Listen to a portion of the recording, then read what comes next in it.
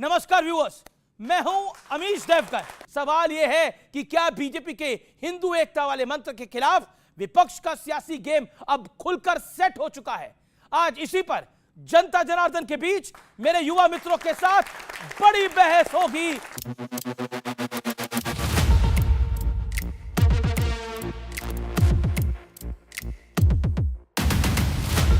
हमें हर किसी के कल्याण के लिए सबका साथ सबका विकास इसी मंत्र को लेकर के हम चले हैं।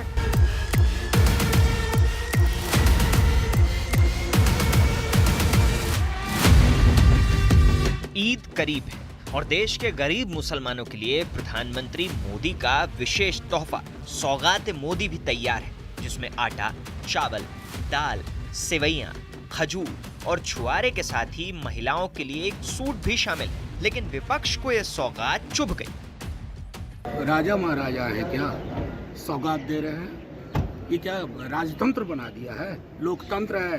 मुसलमान भिखारी नहीं है कि आप उसे भीख में चंद किट बांट करके उसे संतुष्ट कर देंगे। ये किट देने का जो ड्रामा है कोई सौगात नहीं है। बिहार का चुनाव आ रहा है, आपको लगता है कि बिहार के अंदर कुछ थोड़ा बहुत मुसलमान हमें पड़ जाएगा? समाजवादियों का हमेशा ये पक्ष रहा है कि सभी त्योहार मनाने चाहिए, किसी भी धर्म के हों। खुशी की बात है कि भारतीय जनता पार्टी अब मनाने लगी है बड़े पैमाने पर, और भारतीय जनता पार्टी वो दल है, उससे अगर एक वोट मिल रहा हो कुछ करने से तो वो तुरंत परफॉर्म कर देंगे वो चीज। मेरे प्रधानमंत्री आदरणीय नरेंद्र मोदी जी की सोच सबका साथ सबका विकास की रही है। उसी सोच के साथ मेरी केंद्र की सरकार आगे बढ़ने का काम कर रही है।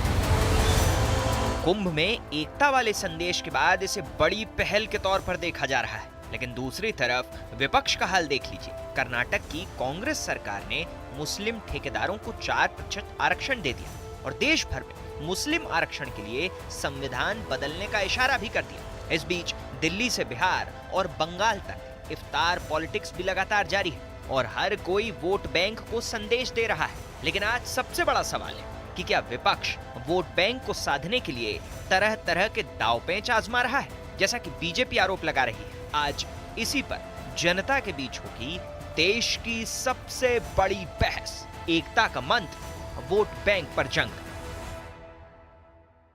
तो स्वागत है आपका आज के इस बड़े ब्रॉडकास्ट के अंदर। जोरदार तालियों के साथ अभिनंदन करिए आज के हमारे युवा मित्रों का। लेकिन कौन कौन मेहमान है? गौरव भाटिया, भारतीय जनता पार्टी के राष्ट्रीय प्रवक्ता और सुप्रीम कोर्ट के सीनियर एडवोकेट, जोरदार तालियों के साथ अभिनंदन है। मौलाना अंसार रजा, जोरदार तालियों के साथ अभिनंदन है। स्वामी दीपांकर, आपका अभिनंदन है इस चर्चा के अंदर। डॉक्टर अनुराग भदौरिया, आपका अभिनंदन है, सपा के प्रवक्ता है। विवेक श्रीवास्तव, सीनियर लीडर नेफ्ट के, उनका अभिनंदन है। फैज खान साहब, आपका अभिनंदन है। तमाम मेहमानों का अभिनंदन है इस चर्चा के अंदर। मैं 5-5 सवाल पूछूंगा और ये बड़ा राउंड है और 5 सवाल मैं टीम्स बता रहा हूं इसके अंदर, बड़ी क्लियर कट 5-5 सवाल पूछे जाएंगे। उन 5-5 सवालों के आपको जवाब देने हैं। गौरव मैं बता रहा हूं, मैं बिल्कुल टीम तय कर रहा हूं। टीम है गौरव भाटिया वर्सेस अनुराग भदौरिया। 5 सवाल दोनों से पूछे जाएंगे। अंसार रजा बनाम मोहम्मद फैज, 5-5 सवाल पूछे जाएंगे। विवेक श्रीवास्तव बनाम स्वामी दीपांकर, 5-5 सवाल पूछे जाएंगे। शुरुआत मैं करता हूं गौरव भाटिया और अनुराग भदौरिया से, और 5-5 सवाल में सिर्फ 10 सेकंड का जवाब होगा, उससे ऊपर का जवाब नहीं होगा। यह क्लियर है, ये रूल बिल्कुल क्लियर है, ये रूल बिल्कुल सेट है। आप दोनों थम्स अप करिए अगर आप इस पे एग्रीड है तो। अनुराग भदौरिया खासतौर पर आप है ना, रूल बराबर। हाँ बिल्कुल, दोनों के लिए बराबर है। 10-10 सेकंड में उधर पूछ लो। जी जी जी, आप आपका थम्स अप करिए अगर आपको रूल कबूल है। थम्स अप है गौरव भाटिया? ओके ठीक है, मैं इसको शुरुआत करता हूं। अनुराग भदौरिया, गौरव भाटिया, आप लोग तैयार हैं 5-5 सवाल के लिए? गौरव भाटिया, पहला सवाल ये है कि भारतीय जनता पार्टी को हिंदू मुसलमान करने में वोट बैंक दिखता है। 10 सेकंड में जवाब। मैं इतना ही कहूंगा, भारतीय जनता पार्टी को भारत माता की जय करने पे लोग वोट करते हैं और आगे भी करते रहेंगे। ठीक है, ओके ओके ओके। मेरा आपसे अगला सवाल, क्या भारतीय जनता पार्टी औरंगजेब को खींच रही है? अबू आजमी समाजवादी पार्टी की टूटी साइकिल पे बैठ के अपना दिमागी संतुलन जो है खो बैठा था, भारतीय जनता पार्टी में नहीं। आपने 7 सेकंड में जवाब दिया। अब अगले 2 सवाल आपसे होंगे और फिर 2 सवाल इनसे और फिर एक सवाल आपसे। ओके, क्या आपको लगता है कि आप तुष्टीकरण की प्रकाष्ठा कर रहे हैं, यानी समाजवादी पार्टी? भारतीय जनता पार्टी लगातार इस देश के अंदर में नफरत की राजनीति कर रही है, विकास के नाम पे बात ही नहीं करती। मैंने आपकी बात पूछी, आप बीजेपी पे आ रहे हैं, जवाब सही नहीं था। दूसरा सवाल ये है, क्या आपको लगता है आप जैसे इफ्तारी में जाते हैं वैसे नवरात्र का कोई कार्यक्रम आपने कराया हाल फिलहाल में? डेट और टाइम बताइए। समाजवादी पार्टी हमेशा से, अभी होली आई है, होली में समाजवादी पार्टी ने बड़ा प्रोग्राम किया, हम लोग सब हिंदू मुस्लिम मिलकर एक साथ होली दिवाली ईद सब मनाते हैं। गौरव भाटिया, राहुल गांधी को जिस अल्फाज से संबित पात्रा ने बोला वो आपकी पॉलिटिकली आपको सूट करता है, वैसे वो गलत है? 5 सेकंड में जवाब। देखिए, एक बात जान लीजिए, जब कोई गधा हो तो उसे गधा ही कहा जाएगा, जो औरंगजेब से प्रेम करेगा उसको औरंगजेब का प्रेमी ही कहा जाएगा। बिल्कुल सही बात कही है। 10 क्या सेकंड आप में एग्रीड है? क्या आप एग्रीड है? बोलते रहिए, मेरे बीच में मत बोला करिए। क्या आप एग्रीड है? क्या आपको लगता है जो संबित पात्रा और गौरव भाटिया ने बात बोली वो उसमें वो गलत है? मुझे लगता है भारतीय जनता पार्टी देश की संस्कृति और संस्कार भूल गई है, और नफरत में इतनी खो गई है कि अपने ही लोगों का सम्मान करना नहीं आता। संवैधानिक पद पे बैठे लोगों का सम्मान करना चाहिए सबको। ठीक है, नरेंद्र मोदी जी आखिरी सवाल। नरेंद्र मोदी जी संवैधानिक पद पे नहीं है। ठीक है, आखिरी 2 सवाल। चौकीदार एक सेकंड, आखिरी सवाल, आखिरी 2 सवाल है। कर्नाटक में 4% आरक्षण का जो ठेकेदारों को आरक्षण है उसको इकोनॉमिक जहाज कहना क्यों सही है? देखिए, इसलिए सही है, मैं आपको बताता हूं। आरक्षण गैर संवैधानिक है अगर धर्म को नजर में रखते हुए दिया जाए। और जान लीजिए, अगर हज सब्सिडी ना देते होते, सचर कमेटी की रिपोर्ट लागू कर देते तो आरक्षण देने की जरूरत नहीं करती। अब मोदी जी आगे बढ़ा रहे, चाहे हिंदू हो चाहे मुसलमान। आरक्षण 4% पे आपका पॉइंट क्या है? देखिए, मेरा सीधा सा मानना है कि ये सरकार, जिस सरकार ने आरक्षण दिया है, किस बेसिस पे दिया है, क्यों दिया है, क्या रिसर्च किया है, वो सरकार के प्रवक्ता ज्यादा अच्छी तरह बता बहुत बढ़िया, आप कुछ उसको पे जवाब नहीं देना चाहते। आखिरी सवाल और दोनों से कॉमन सवाल है, देश को आज क्या जरूरत है? पहले गौरव भाटिया आप। देश को जरूरत है मजबूत ईमानदार नेतृत्व की, जो श्री नरेंद्र मोदी जी दे रहे हैं, और हमारी युवा शक्ति की। अनुराग उधरिया, सेम क्वेश्चन। देश को जरूरत है कि देश में भ्रष्टाचार खत्म हो, देश में एक ऐसी बात हो जो देश को जोड़ के रखे और देश मजबूती से आगे बढ़े। ओके, देश को जोड़ के रखे। ओके, दूसरी टीम आती है मैदान के अंदर, वो है अंसार रजा बनाम फैज खान। ओके, मैं शुरुआत करता हूं मौलाना अंसार रजा आपसे। देश में भारत में भारत का मुसलमान असुरक्षित क्यों है? 5 सेकंड। देश में भारत का मुसलमान बिल्कुल असुरक्षित नहीं है, हम सुरक्षित हैं। लेकिन जोर से बजा दो इसमें तो पूरा जवाब जी। 5 सेकंड में जवाब है। लेकिन मैं पहले वाले बात को मानूं, लेकिन को मानूं? कुछ घटनाएं होती जिनसे तकलीफ होती है। ठीक है, पॉइंट है। ओके, क्या आपको लगता है कि औरंगजेब की घटना ने डिवाइड ज्यादा पैदा करा है देश के अंदर? बिल्कुल, औरंगजेब ने अपने समय भी डिवीजन पैदा किया और अभी वो उठकर आ रहा है तो वो भी डिवीजन पैदा कर रहा है। ठीक है। एकता के लिए क्या हो सकता है इस देश के अंदर? अंसार, एकता के लिए भाजपा भगाओ, कांग्रेस लाओ। भाजपा भगाओ, कांग्रेस। ओके, इनकी सच्चाई निकल गई। जी, सच्चाई निकल गई। ओके। भैया 10 सेकंड वाला बहुत अच्छा है, वेरी गुड। ओके, जवाब आपका। क्या कांग्रेस आएगी? एक कांग्रेस आएगी। ओके, फैज खान, कांग्रेस आएगी, देश बचाएगी? 50 साल शासन करके सच्चर कमेटी की रिपोर्ट लाकर कहती है कि मुसलमान सबसे पीछे है, किसी को नहीं बचाएगी, सबका तुष्टिकरण। क्या कांग्रेस मुस्लिम तुष्टिकरण की प्रकाष्ठा कर रही है? कैसे? अरे कर्नाटक में जो किया, 5 सेकंड। क्या गरीब की मदद करना गुनाह है क्या? हिंदू गरीब नहीं है?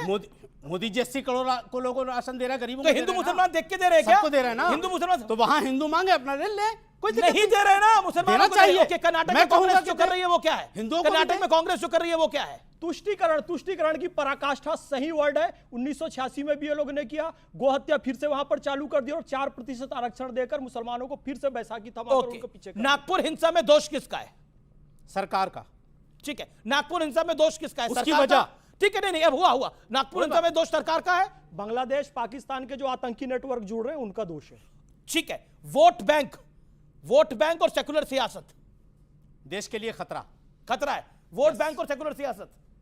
सेक्युलरिज्म सही मायनों में सबका साथ सबका विकास वाला हो तो वो बिल्कुल पॉजिटिव। ओके, स्वामी दीपांकर, छावा मूवी जिम्मेदार है इस पूरे नैरेटिव के लिए, चाहे वो महू हो, चाहे वो नागपुर हो, चाहे वो देश में हो। वो विचारधारा जिम्मेदार है जो किसी भी चीज को, हकीकत को समझने की जगह उस पर विरोध करती है। 5 सेकंड पूरे होते हैं। ओके, छावा फिल्म बिल्कुल छावा फिल्म क्यों जिम्मेदार है? बिल्कुल जिम्मेदार है। छावा फिल्म एग्जैजरेट करके दिखाया गया, भावनाओं को भड़काया गया, जिससे दो कम्युनिटीज लड़े, वोट पोलराइज हो। ऐसी फिल्मों पे बैन लगना चाहिए। ये फैक्चुअली इनकरेक्ट। ओके ओके, मुगलों का महिमा मंडन सोचा समझा पैटर्न है। मुगलों का महिमा मंडन सोचा समझा पैटर्न है। इसमें कोई दो मत है कहने के लिए? अगर जो आज भी ऐसा नहीं होता, सोचिए कि कौन सा देश ऐसा है जिसमें वक्फ बोर्ड है, सेक्युलर। ठीक ठीक ठीक है। एकता के मंत्र से विपक्ष हिल गया है। कोई नहीं हिला है। और एक और चीज बोल दूं, मुगल इस देश की संस्कृति इतिहास का हिस्सा है। ओके, उनका भी कंट्रीब्यूशन ठीक है। 10 सेकंड उसको माने सर। ओके, मुगल देश की संस्कृति का हिस्सा है, आपको क्या लगता है? मुगल का कह नहीं सकता, वर्तमान चुगल सब हिस्सा दिख रहे हैं। मुगल का कह नहीं सकता, मगर मैं एक बात कहना चाहता हूं। जी जी जी बिल्कुल, 5 सेकंड है। ओके, क्या आपको लगता है ये जो राहुल गांधी के ऊपर संबित पात्रा की टिप्पणी है और ये जो इकोनॉमिक जिहाद की बात है, उस पर आपका विचार क्या है? इकोनॉमिक जिहाद पर आपका विचार क्या है? नहीं, कोई इकोनॉमिक जिहाद नहीं है। पूरे देश के अंदर जो दलित हैं वही मुसलमान बने थे। मुस्लिम कम्युनिटी बहुत ही पिछड़ी हुई है, मदद की जरूरत है। वेलफेयर करेंगे, सब कम्युनिटीज बढ़ेंगी तो बाहर सुपर पावर बनेगा। मुसलमान पिछड़े हुए हैं, उनको मदद की जरूरत है। अगर उनको मदद की जरूरत होती, जो वक्फ बोर्ड से आने वाले पैसे होते मात्र वो 100 करोड़ तो या 1 करोड़ होता। कल्पना कीजिए जमीन 1 लाख करोड़ की और पैसा कितना आ रहा है। आखिरी सवाल विवेक श्रीवास्तव, एक देश बताइए जो इस्लामिक हो, सेकुलर हो और उसमें डेमोक्रेसी, लोकतंत्र बहाल हो। एक देश बताइए। पाकिस्तान भी एक तरीके से बहुत बढ़िया एग्जांपल है। आप ओके, लास्ट सवाल। ओके मगर आप भी सेम सवाल है। एक देश हो तो कोई बताइए। मैं समझता हूं कि जिस तरीके की बात आज मुझे कहने दीजिए, मेरी प्रार्थना है। कोई देश है? टर्की, मुझे पाकिस्तान, मुझे बांग्लादेश, एक छोटी सारे डेमोक्रेटिक। बांग्लादेश में डेमोक्रेसी है। अब ये तो अब जब तक शेख हसीना थी तब तक तो था। मुसलमान इस देश में कौन है? ये कहते हैं साहब मुगल है, मंगोल है, अफगान है। नहीं, यही का है, यही का डीएनए, यही का दलित है। जो प्रताड़ित था वो कन्वर्ट हुआ, उसको रिलीफ मिली, उसने इस्लाम अपनाया। आज उसको मदद की जरूरत है। इस्लाम ने उसको आजादी जरूर दी। जब उसको लगा कि पहली बार मैं बादशाह के साथ बैठ करके शायद ईश्वर की आराधना कर सकता हूं, ये आजादी दी उसको। लेकिन इकोनॉमिक स्टेटस उन दलितों का जो मुसलमान बने नहीं बदला। मेहनत करनी पड़ेगी और मेहनत की गई। लेकिन आज तो क्या कर्नाटक में इसलिए ये आरक्षण दिया गया है, सही है ये? बिल्कुल, आपको कोई ना कोई मेजर उठाना पड़ेगा। बीजेपी की सरकार ऐसा दे दे किसी स्टेट के अंदर तो आप एग्रीड है? किसको? हिंदुओं को। 90% तो हिंदू ही हो। 90%। 1947 में अमीश भाई, 1947 में इस देश में 90% हिंदू थे। हाँ? हिंदू स्कूल टीचर ने हिंदू शिक्षकों को चीट किया। हिंदू मंत्री, Hindu IAS, Hindu IPS, Hindu ticket collector, Hindu clerk, सभी तो हिंदू हो। किससे आरक्षण चाहिए आपको? जब आप में स्वयं में स्वामी दीपांकर, हाँ। सभी तो ओके स्वामी दीपांकर, सभी तो हिंदू है। 50 सेकंड आपके। मैं समझता हूं कि इससे बड़ी विडंबना सामने बैठे दर्शकों के लिए भी नहीं हो सकती और मेरे लिए तो है ही नहीं। मैं हैरत में पड़ता हूं भाई साहब कि कितने गर्व से, कितने कॉन्फिडेंस से, कितने ताकत से आप देखिए कि 90% भी कहा और पलीता भी लगा दिया। इससे ज्यादा खूबसूरती कहां लाइएगा? नहीं मिलती भाई साहब। मैं हैरत में हूं कि हम 90% हैं और हमारा डीसीपी कुल्हाड़ी से कट रहा है। मैं हैरत में हूं कि हम 90% हैं कि हिंदुओं का घर चुन चुन कर उनमें आग लगाई जा रही है। महिलाओं के, मैं शर्म आती है मुझे बोलते हुए। महिला के लिए आईपीएस ऑफिसर है, आईपीएस ऑफिसर महिला ही है जी। मुझे शर्म इस बात से, मैं दुखी इस बात से हूं कि आज 2025 और आप पुलिस के साए में होली मना रहे हैं। 2047 में मिलिट्री के साए में बनाएंगे। मैं हैरत में हूं क्योंकि हम 90% हैं। नहीं, मेरा काउंटर सवाल है। आपके हिंदुओं को भड़काने के प्रयास कर रहे हैं, काउंटर सवाल है मेरा। अच्छा सोचिए, एक पूछो ना, बच्चे बैठे हैं भाइयों, पुलिस के अंडर होली मनाई है? पुलिस खड़ी थी तब मना पाए होली? पर वैसे होली मनाई है, अच्छी बात तो सच है बोलो। नहीं विवेक, एक सेकंड ना, पुलिस नहीं, अभी पुलिस का साया कहां था होली मनाने के लिए? संबल में था, पहला संबल, इनकी बात नहीं। दूसरा झारखंड और 3-4 नाम ले। क्या मजाक है? ये भी बोल दीजिए मैं क्यों बोलूं? हिंदू को लूटा है भाई साहब, भ्रष्टाचार इशू है। नहीं भाई साहब, आप कभी नहीं, मैं कभी नहीं कहूंगा कि हिंदू को हिंदू ने लूटा। मैं हमेशा कहूंगा कि हिंदू को दोगले हिंदुओं ने धोखा दिया जो विपक्ष में बैठकर भी हिंदुओं को बदनाम करते हैं। मैं कभी नहीं कहूंगा, मैं कभी नहीं कहूंगा। अनीश कह रहे हैं जयचंद उस दौर में भी थे, जयचंद इस दौर में भी है। तो भाई साहब ज्यादा बुरा जाने के पीछे नहीं, अंबिक और पोरस में बटे तो कटे। आज भी आप देखिए कि इस देश में गुरु तेग बहादुर के साथ अत्याचार करने वाले का महिमा मंडन करने वाले आपके सामने खड़े हैं। आज भी मुझे कहने की जरूरत नहीं है कि जिसने संभाजी महाराज का जीभ काट लिया, अंग अंग काटा, उसके साथ में खड़े होने वाले अभी आपकी डिबेट में आपके सामने होंगे, जनता देखेगी। अभी भी मुझे कहने की जरूरत नहीं है। एक सेकंड ये बिल्कुल आप गलत करते हैं। ओके, मतलब कोई, मैं समझ रहा हूं कि 46 लाख हिंदुओं को मारकर गाजी की उपाधि लेने वाला व्यक्ति कैसे आलमगीर हो सकता है? How can be possible? और आज भी एक बहुत बड़ा वर्ग यह खड़ा होकर के चिढ़ा रहा है कि हमारे लिए औरंगजेब आलमगीर है। अगर ऐसा आलमगीर है तो फिर प्यार क्या होगा? अगर तलवार हिस्टोरिकली इनकरेक्ट है, आपको रोकना पड़ेगा। औरंगजेब 46 लाख का फिगर किस किताब से लाए हैं? आपको लगता है छावा फिल्म जिम्मेदार है इन सब चीजों के लिए? बिल्कुल जिम्मेदार है। हाँ बिल्कुल, छावा फिल्म। और एक गौरव भाटी एक छावा फिल्म जिम्मेदार है। ये बार बार पॉइंट आ रहा है। छावा फिल्म ना होती तो नागपुर हिंसा ना होती, छावा फिल्म ना होती तो समाजवादी पार्टी के वरिष्ठतम नेताओं में से एक अबू आसिम आजमी को औरंगजेब की तारीफ ना करनी पड़ती। ये सब विचार आ रहे हैं। अमीश भाई आपने सुना नहीं, ध्यान दीजिए। 46 लाख नहीं मारे थे औरंगजेब ने, अरे 45 लाख मारे थे तो क्या हुआ? 46 लाख नहीं मारे थे।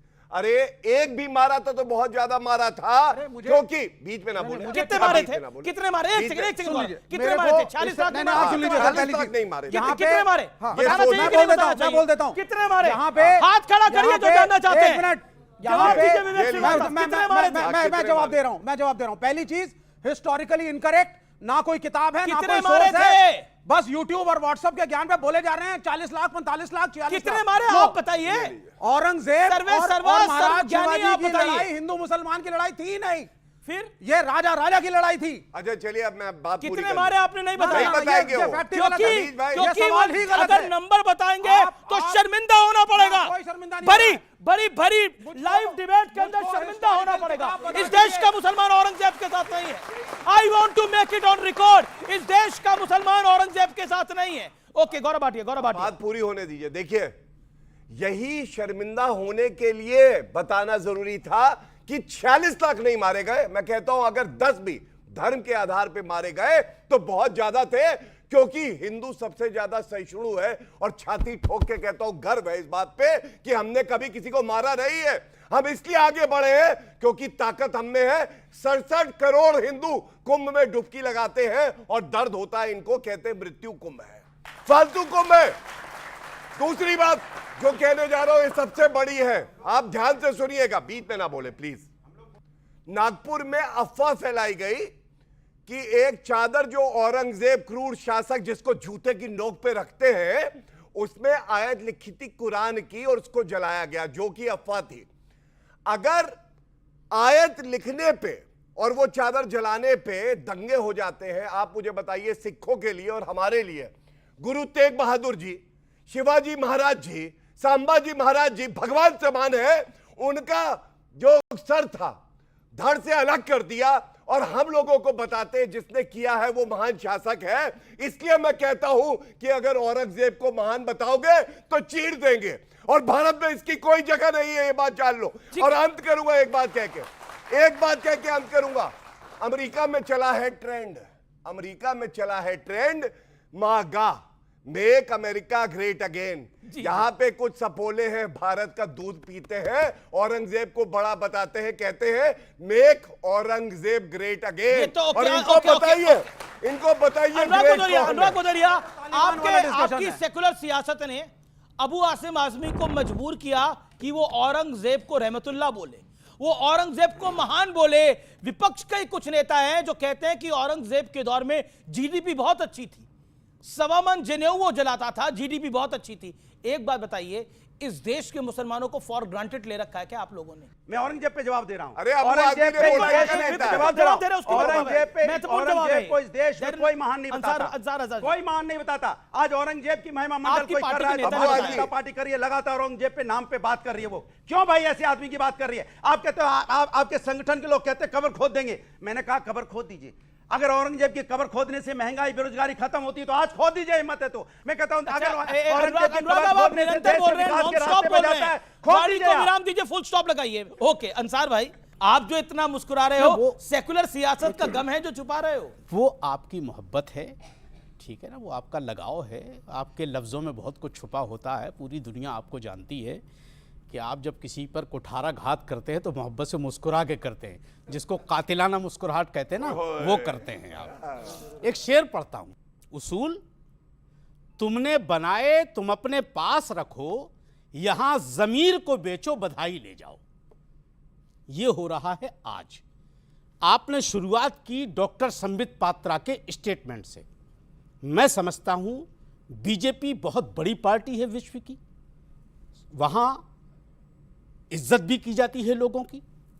मैंने देखा है मोदी साहब को लोगों का कैसे एहतराम करते हैं। पॉलिटिकल डिबेट अपनी जगह है, लेकिन मैं मोदी साहब से आपके चैनल के माध्यम से गुजारिश करना चाहता हूं कि जिस तरह से उन्होंने राहुल गांधी को औरंगजेब का नाम लेकर के जोड़ा है, मोदी साहब को चाहिए कि राहुल संबित पात्रा पर कड़ी से कड़ी कार्रवाई करें और इनको संसद से जब तक निकाल के बाहर रखा जाए, जब तक ये इस तरह के जुमलों पर माफी ना मांगे। ये देश संविधान से चलेगा, जुमलों से नहीं चलेगा, लफाजी से नहीं चलेगा। अब आ जाइए आप 2-3 चीजों पर। पंडित जी ने 2-3 चीजें हमारे दीपांकर महाराज ने, स्वामी दीपांकर जी ने 2-3 चीजों का जिक्र किया है कि ये हो रहा है, ये हो रहा है, ये हो रहा है। अरे अनुराग भदौरिया ने भी बहुत जिक्र किया। सर वहीं आ रहा हूं मैं ऐसे आऊंगा ना, थोड़ा घूम के आएंगे उधर, पाकिस्तान के रूट से होते हुए इधर आ जाएंगे। पाकिस्तान देखा मेरे भाइयों, सवाल तो ये है, आपके बगल वाले पाकिस्तान और बांग्लादेश का नाम भी लेंगे तो परेशान हो जाते हैं, परेशान हो जाते हैं, परेशान हो जाते हैं। पाकिस्तान बोले भी नहीं है। अंसार भाई, ये भाजपा और सपा के बीच में फंसा करके आपने जो हमारे साथ जुल्म किया है ना, ये ठीक नहीं है। सर लेफ्ट का कुछ बचा ही नहीं है। एक सेकंड सर लेफ्ट का कुछ बचा ही नहीं है, वहां जाके करेंगे क्या? बीजेपी कह रही है कि इकोनॉमिक जिहाद हुआ है। कहां? कर्नाटक के अंदर 4% का आरक्षण दिया है जी। मतलब अगर सोनिया गांधी इफ्तार पार्टी में चली जाएं तो ये सेकुलर खतरे में आ गया, और मोदी जी दुबई से अवार्ड लेकर के आ जाए मुसलमानों से, तो ये जिहाद नहीं। एक मिनट सर, तो ये जिहाद नहीं कहलाएगा?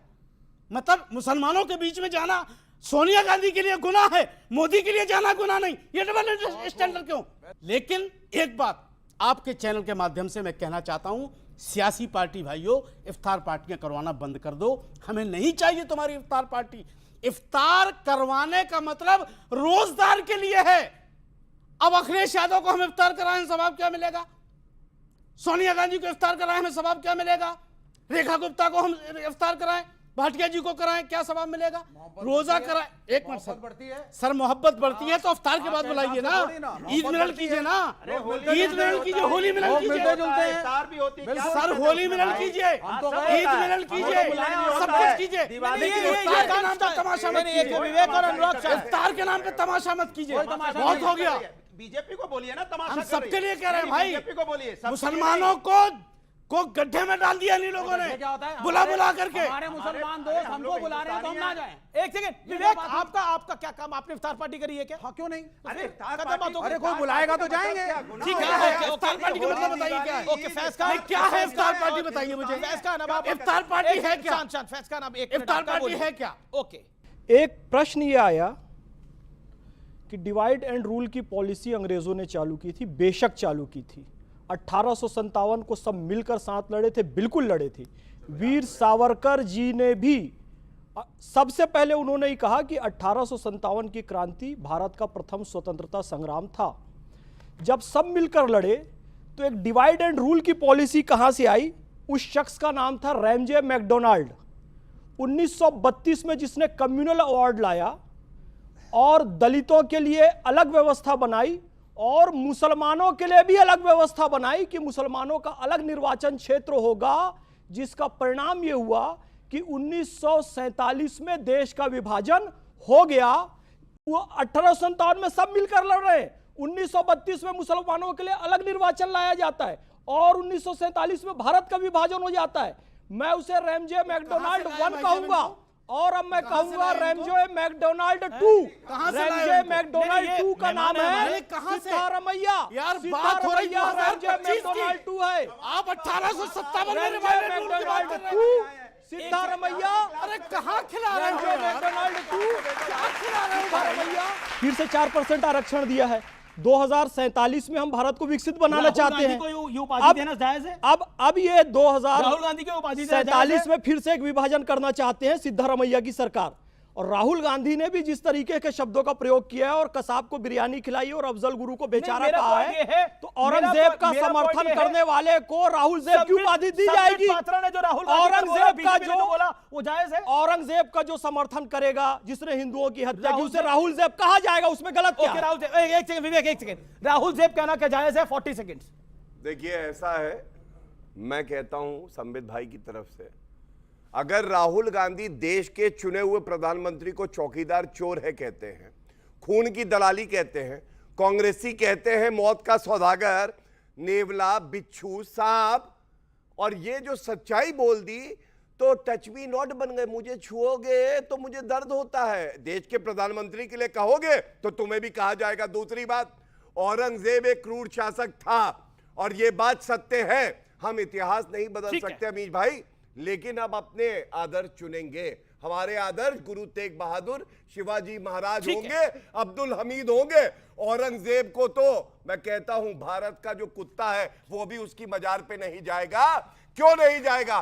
क्योंकि उसने हिंदुओं को चुन चुन के मारा। हमारे मंदिरों को, काशी विश्वनाथ, सोमनाथ मंदिर, कृष्ण मथुरा जन्मभूमि, वहां सब तोड़े। हम क्यों उसको मानेंगे शासक? हम नेस्त नाबूद कर देंगे ऐसे व्यक्ति को। जान लीजिए बात। वो जस्टिफाई कर रहे हैं संबित पात्रा को और बीजेपी के कमेंट को। नहीं खैर, वो नहीं करेंगे तो कौन करेगा? हम करेंगे क्या? जी देखिए, ये इनकी खूबसूरती है कि अपने आदमी को कैसे बचाया जाता है। हर आदमी अपने अपने आदमी को। औरंगजेब को कैसे अब आप बीच में ना बोले, बीच में ना बोले। औरंगजेब को कैसे बचाया जाता है? उन्होंने औरंगजेब को नहीं बचाया। उन्होंने एक बार भी औरंगजेब को नहीं बचाया। करने वालों का एक सेकंड, बिल्कुल औरंगजेब का समर्थन बिल्कुल नहीं करा उन्होंने समर्थन। राहुलजेब कहा क्योंकि राहुल ने औरंगजेब का समर्थन किया, ये भी समर्थन करेंगे। ठीक है, चलिए सुन लीजिए औरंगजेब के बारे में अपने विचार के पहले जनता के सामने दे दीजिए औरंगजेब। एक सेकंड, ठीक है, बिल्कुल। देश की जनता से अब शांत रहिए, शांत रहिए। मेरे समय तो शांत नहीं थे वो, मेरा बिल्कुल शांत है उन्होंने। ये ऐसे मेरे डिबेट में ऐसे मत करिए प्लीज। अरे उन्होंने चालू किया, फिर ऐसे नहीं होता सर। वो शांत हो गए, अब आप शांत रहिए। मेरा तो पूरा बिगाड़ दिया ना, तब शांत हुए। कोई बता क्या बिगाड़ दिया? ओके अंसार भाई रुकिए, अंसार भाई रुक के जाइए।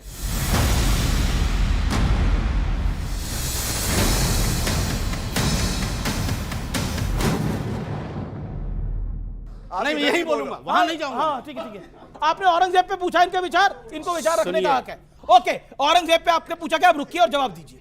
हमारा औरंगजेब पर विचार यह है, जो हमारे मुल्क के लोगों का विचार है वो हमारा विचार है, जो हमारे देश का विचार है, जो हमारे भारत का विचार है, जो हमारे संविधान का विचार है, जो हमारे कानून का विचार है, वो हमारा विचार है। हम अपने देश के साथ खड़े हैं। हमारे देश का 25 करोड़ मुसलमान ना कभी मुगलों के साथ था, ना है, ना रहेगा। बहुत बड़ी बात है जी। ना हमारा बाबर से कोई लेना देना, ना अकबर से कोई लेना देना, ना हुमायूं से कोई लेना देना, ना औरंगजेब से कोई लेना देना। हम हिंदुस्तानी हैं। हिंदुस्तान का संविधान हमारी जान है। बात खत्म हो गई। वहां सेकुलर पार्टियां, विवेक, देखिए, सेकुलर पार्टियों को अपनी रोजी रोटी चलानी है, वो चलाएं, लेकिन बाबर के नाम पे मुसलमानों का बिल ना फाड़ें। आप सुन लीजिए अंसार भाई, इतिहास तो इतिहास है। इतिहास है, वो होगा कभी यार। अब नया इतिहास लिखा जाएगा। ये सेकुलर पार्टियां नाराज हैं। आप इतिहास नहीं, हमें नाराजी, देखिए सेकुलर पार्टी नाराज हो जाए तो हमें फर्क नहीं पड़ता। हमें किसी की कोई परवाह नहीं। जी जी जी। हम किसी, देखिए, ना हमको विधानसभा का टिकट चाहिए, ना हमें राज्यसभा में जाना है। रोज कुआं खोदना है, रोज पानी पीना है। हम दलाली करने जाते नहीं, किसी से 1 रुपया लेते नहीं, तो डरे क्यों? जो मुगल राजा, जो इतिहास है आपका, इतिहास था ही नहीं। देखिए, थोड़ी वो मुझे नहीं पता, पूरी डिबेट तो वहीं से शुरू हुई ना। वो मुझे नहीं पता, लेकिन उस बयान ने इस मुल्क को बहुत नुकसान पहुंचाया। कार्रवाई होनी चाहिए उसमें। मैंने इतनी बड़ी बात कह दिया, मैं जी इतनी बड़ी बात कह दी, इससे बड़ा नहीं कह सकता मैं जी। मेरी हैसियत जितनी उतना मैंने कह दिया। जी जी बिल्कुल, आप इसका जवाब दीजिएगा। लेकिन गौरव भाटिया, देखिए, आज की चर्चा में जो कहा, हम लोग ज्यादातर सहमत नहीं होते, लेकिन बहुत अच्छी बात इन्होंने कही कि बहुत नुकसान मुल्क का किया है इस अबू आजमी के बयान ने। और मैं आपसे बता रहा हूं, अबू आजमी की इतनी हैसियत नहीं है कि अखिलेश यादव के इशारे के बिना ये बयान दे दे। अखिलेश यादव ने ये बयान दिलवाया है अबू आजमी से, क्योंकि जब अबू आजमी ने अभी तक माफी नहीं मांगी, अखिलेश यादव ने कहा ये उसकी अभिव्यक्ति की आजादी है। और मौलाना साहब, मैं एक बात जरूर आपसे कहूंगा, आप शेर अर्ज कर रहे थे तो एक मैं भी शेर अर्ज करना चाहता हूं। अरे वाह। उनके लिए करना चाहता हूं जिन्होंने देश के लिए जान दी है। और यह बात सच है कि जब मुगलों की चली तलवार तो कुछ लोगों ने ऊंची कर ली अपनी सलवार, लेकिन हम उनके लिए जीते हैं जिन्होंने कहा सरफरोशी की तमन्ना अब हमारे दिल में है, देखना है जोर कितना बाजुए कातिल में है। जी जी जी जी, कोई हमारी हस्ती मिटा सके ये दम नहीं है किसी में। Swami Dipankar, then I will get Anurag Udariya. Swami Dipankar, आपको वापसी एक बार मैं नागपुर ले जाना चाहता हूं। उन बहन बेटियों के लिए जो पुलिस की वर्दी पहने थी, उनके लिए कुछ 2 शब्द हैं आपके लिए? आपके पास हैं? आपके पास उन बहन बेटियों के लिए शब्द हैं जो बांग्लादेश में हैवानियत की शिकार हो गई? कौन थे वो लोग जिन्होंने हिंदू लोगों की गाड़ियां चुनी, हिंदू लोगों की मोटरसाइकिल चुनी, उनमें आग लगाई? जो कुंभ से बंगाल तक मैं ये कह रहा हूं, एकता का मंत्र तो दिया जा रहा है ना, आपकी यात्रा भी एकता का मंत्र दे रही है, आप कह रहे हैं ना। मैं ठीक है, मैं अपनी यात्रा कर रहा हूं, मैं अपनी यात्रा कर रहा हूं और मैं अपनी यात्रा करूंगा। तो बांग्लादेश में चलेंगे यात्रा? मैं बांग्लादेश की सीमा बॉर्डर पर कर आया हूं। मैं बांग्लादेश भी जाना पड़ा, मैं बांग्लादेश भी जाना पड़ा तो जाऊंगा। मगर मैं एक बात आपसे कहना चाह रहा हूं भाई साहब, मैं बांग्लादेश में जाकर लड़ लूं, जो घर के भीतर गद्दार बैठे हैं पहले उनको तो लड़ लूं। ये तो भाजपा से बात कीजिए ना, सरकार उनकी है, पूरे देश में राज उनका है, आप यहाँ रोनर हो रहे हैं यार। मुझे रोचक इस बात का है, मुझे सरकार विपक्ष की है, ये परेशान है, भारतीय जनता पार्टी की सरकार है, भारतीय जनता पार्टी से पूछिए। मुझे रोचक, मैं एक बात, अमित मुझे बोलने दीजिए, उसके बाद बोले ना, उत्तर प्रदेश में मुझे बोलने दीजिए, दिल्ली में उसके बाद बोले। सरकार, हरियाणा में भारतीय जनता पार्टी की सरकार, और दंगे सरकार में हो रहे हैं और सरकार सवाल मुझसे पूछ रही है। मुझे रोचक इस बात का लग रहा है, कमाल की बात मैं ये, मुझे कोई चिंता नहीं, बोलना है बोलिए और तेज बोलिए। इन बहन बेटियों को, तो बहन बेटियों सुरक्षित रहने की जिम्मेदारी किसकी है? किसकी बहन बेटी? मणिपुर चलता रहा, किसकी सरकार थी मणिपुर में? शांत होइए आप, बताइए आप, बेटी के साथ अन्याय हुआ कौन था वो? बीएचयू में बेटी के साथ अन्याय हुआ कौन था वो? मैं पूछना चाहता हूं आपसे। 30 सनातनियों की मौत हो गई कुंभ में, कौन है जिम्मेदार? 18 लोगों की मौत हो गई रेलवे स्टेशन पे, कौन है जिम्मेदार? मैं ये भाई जितने भी बैठे हैं या जितने भाई बंधु बैठे हैं, सबके घर में माँ बहन बेटी है। क्या पुणे की माँ बहन बेटी या नागपुर की माँ बहन बेटी आप लोगों की नहीं है? बिल्कुल है। और एक बात रोशन, चिल्ला करके बोल रहे हैं, और कल तो मैं श्रीवास्तव जी को सुना भी बोलते हुए कि गलती वहां पर हिंदुओं की है।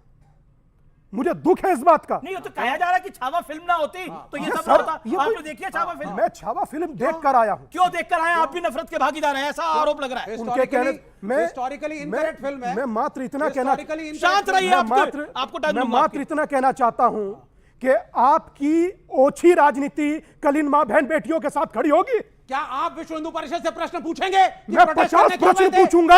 विश्व हिंदू परिषद मेरा, मैं विश्व हिंदू परिषद का, मगर मुझे इस बात का उत्तर दो, मुझे इस बात का उत्तर दो कि लड़ाई में आप सिर्फ मुसलमानों पे उंगली उठाते हैं। मुझे इस बात का उत्तर चाहिए कि लड़ाई में हिंदुओं के घर को टारगेट क्यों किया गया? पॉइंट है इस बात के अंदर। लेकिन एक नागपुर की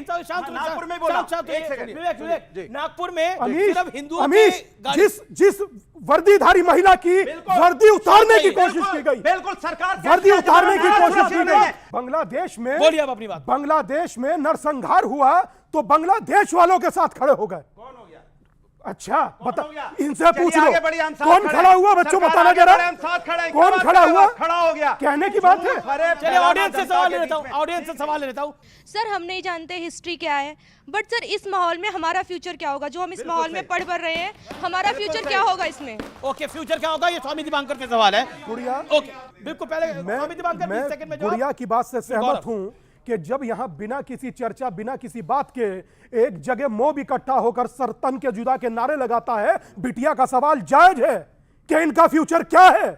बिटिया का सवाल जायज है।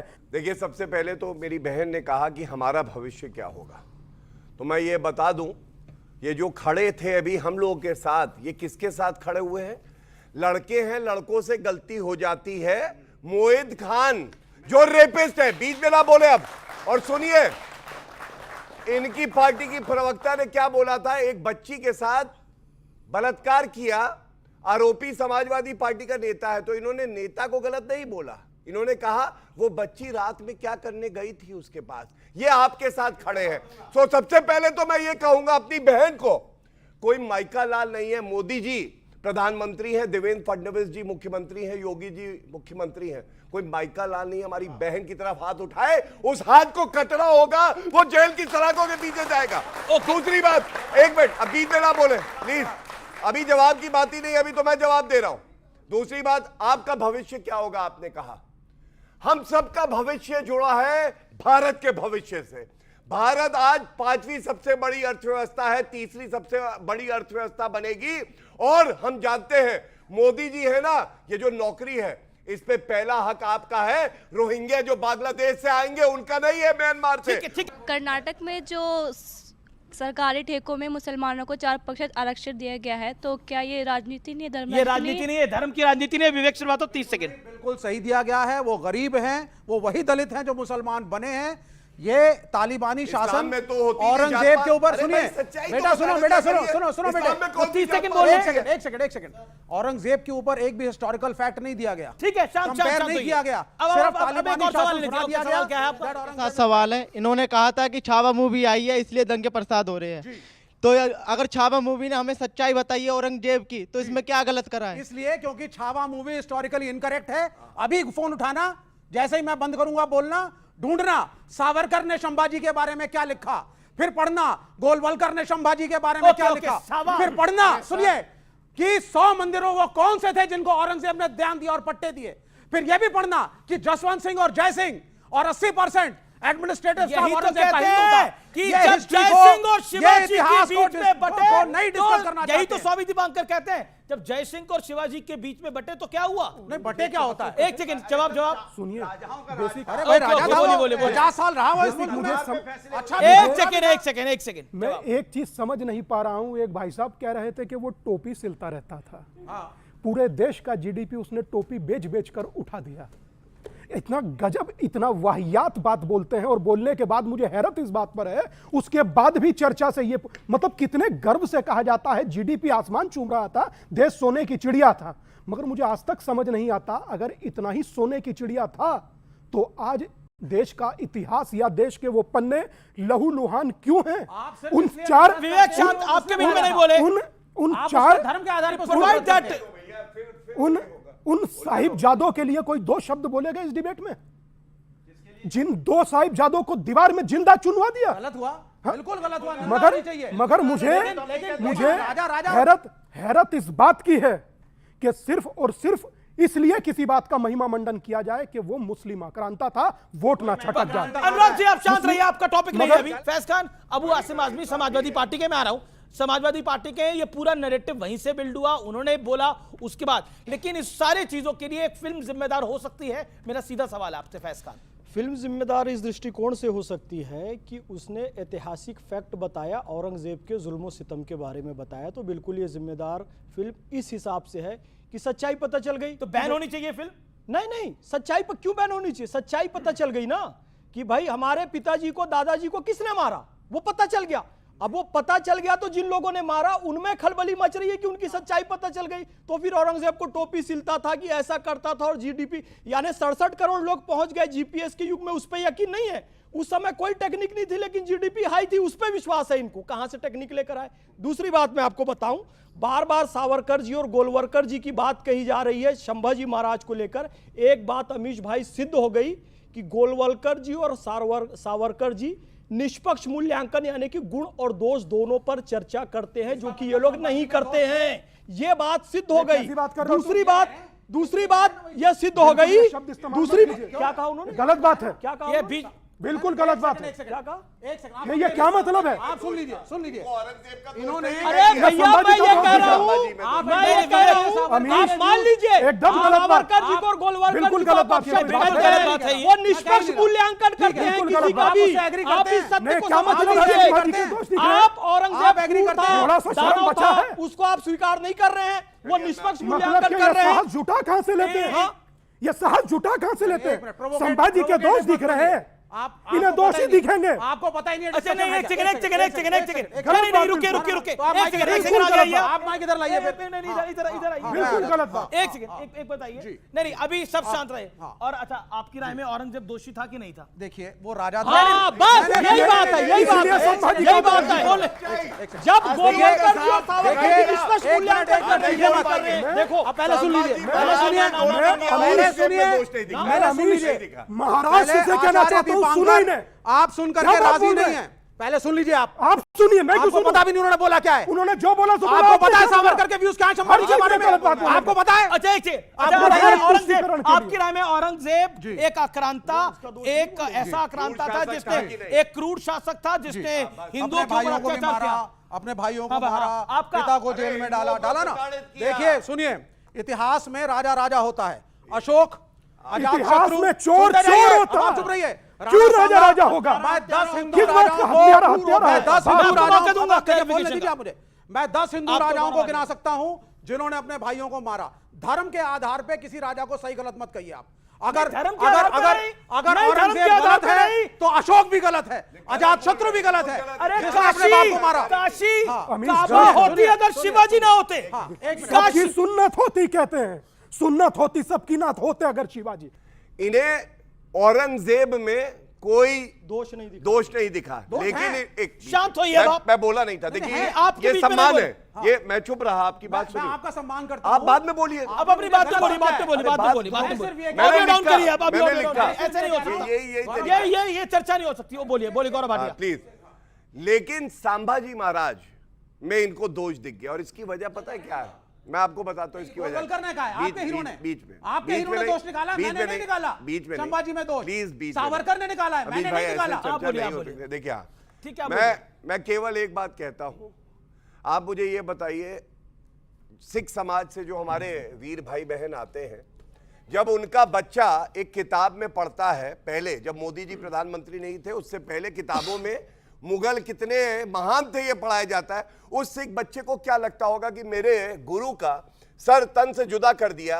गुरु गोविंद सिंह जी के 2 बच्चों को जो कि नाबालिग थे, आपने दीवार में जिंदा चुनवा दिया, उसको महान पढ़ना पड़ रहा है। लेकिन सहिष्णु कितने थे, उन्होंने कोई सर तन से जुदा नहीं किया।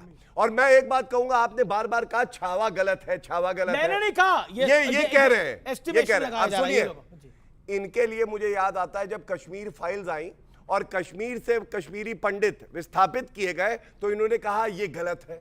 फिर केरला स्टोरी आई, लव जिहाद, हिंदू बच्चियों को फंसाया जा रहा था, इन्होंने कहा केरला स्टोरी गलत है।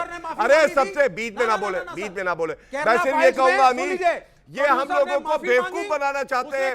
जो असली इतिहास है उसे पढ़ना पड़ेगा और हम पढ़ाएंगे। रुकेंगे एक अंतराल के लिए, लेकिन अंतराल के उस पार कुछ बड़े सवाल हैं, कुछ बड़ी खबरें हैं। मैं ब्रेक के बाद आ रहा हूं। जो जीता वही। वेलकम बैक, एक बार फिर आपका अभिनंदन है। ये बच्चे यहां पर बैठे हैं, केरला फाइल और कश्मीर फाइल की बात बताई अभी गौरव भाई ने।